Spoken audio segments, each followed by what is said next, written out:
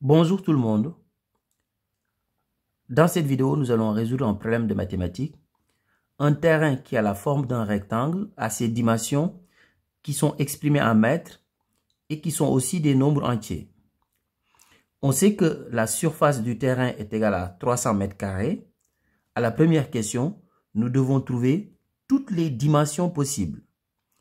Et à la deuxième question, comme on aura plus d'informations, parce qu'on nous dit que la largeur est un multiple de 3 et que la longueur est un nombre impair. Donc, en ce moment-là, comme on aura plus d'informations, on pourra déterminer précisément la longueur et la largeur. Donc, ici, pour répondre à la première question, on va tout simplement trouver tous les diviseurs de 300. Parce qu'on nous dit que les dimensions sont des nombres entiers. Donc, ici, comme on sait que l'aire d'un rectangle, c'est longueur fois largeur ou largeur fois longueur, c'est comme vous voulez. Donc, la longueur et la largeur sont forcément des nombres entiers parce que c'est précisé dans le texte. Donc ici, les différentes possibilités sont des nombres entiers et ce sont des diviseurs de l'aire qui est égal à 300 ici. Donc répondre à la première question revient à trouver tous les diviseurs de 300. Donc ici, on va voir quelles sont les différentes manières d'obtenir 300 en multipliant deux nombres entiers. Donc ici, 300, ça peut être égal à 1 fois 300. Dans ce cas, la largeur est égale à 1 mètre et la longueur 300 mètres. Ou bien, 300, on peut l'obtenir en faisant 2 fois 150. Parce que 2 et 150 sont des diviseurs de 300. Donc, c'est comme ça qu'on va faire. On va déterminer tous les diviseurs de 300.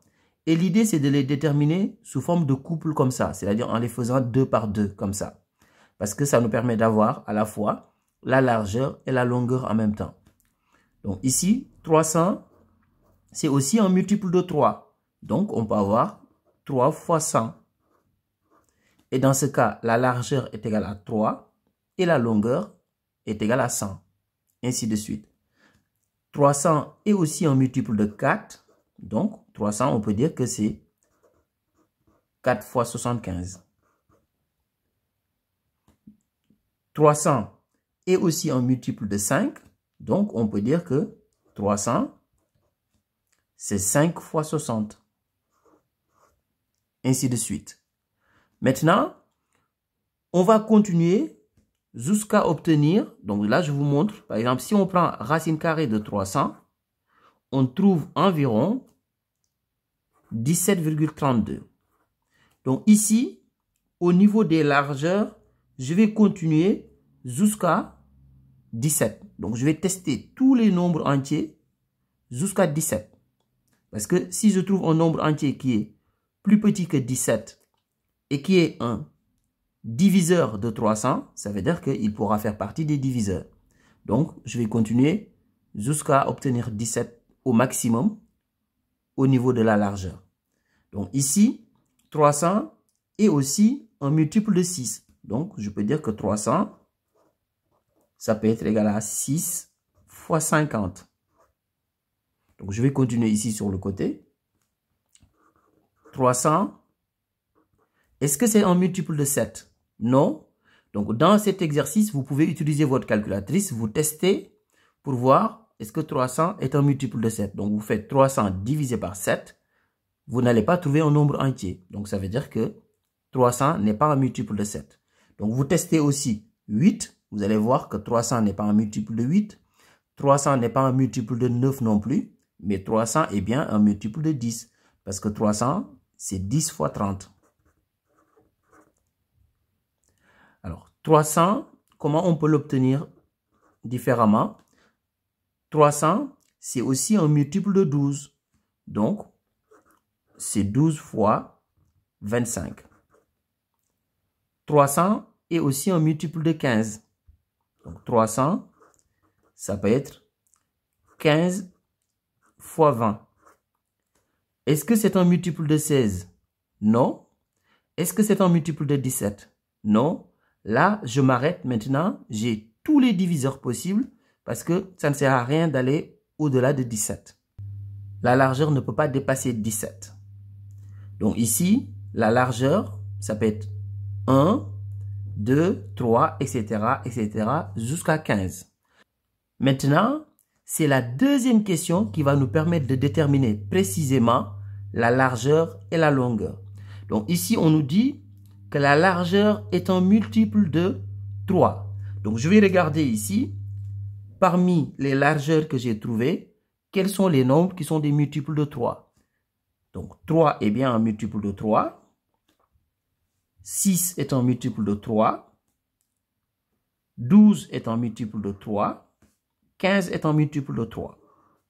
Maintenant, c'est la deuxième partie de cette question qui va nous permettre de déterminer la longueur et la largeur. Donc ici, on nous dit que sa longueur est un nombre impair. Donc ici, si la largeur est un multiple de 3, ici, la longueur est un nombre pair. Donc ça veut dire que ce n'est pas ce couple-là qu'on va prendre. De la même manière ici, on a bien une largeur qui est un multiple de 3, mais sauf que la longueur est un nombre pair. Donc celui-là aussi, on le barre. Ici, on a 12 comme largeur. 12 est bien un multiple de 3. Et on a 25 comme longueur. Donc ça veut dire que pour l'instant, ça convient. Ici, on a 15 fois 20. 20 est un nombre pair. Donc ça veut dire que ce n'est pas celui-là qu'on va choisir. Donc là, on est dans la situation où la largeur est égale à 12. C'est bien un nombre qui est un multiple de 3. La longueur est un nombre impair parce que c'est 25. Donc finalement, les dimensions sont 12 mètres et 25 mètres. Donc ici, petit L est égal à 12 mètres et grand L est égal à 25 mètres. Donc, il ne faut pas oublier de faire une phrase réponse. Donc ici, on va dire les dimensions